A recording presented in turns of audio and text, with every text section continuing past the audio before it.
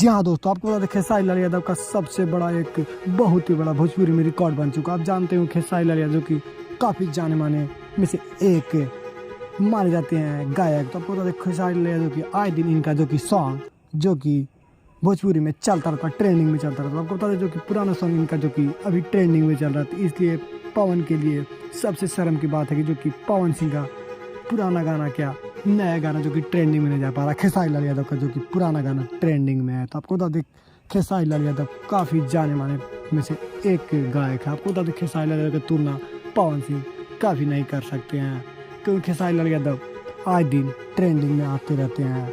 तो क्या आपको इसमें राय है? अपना राय ज़रूर दें और वीडियो में बताएं कि आप पवन सिंह का फ़ैन है या खेसारी लाल यादव का फ़ैन है। तो आप जिसके फ़ैन हैं हमारे वीडियो में ज़रूर कमेंट करें। आप लिखिए खेसारी लाल यादव या पवन सिंह।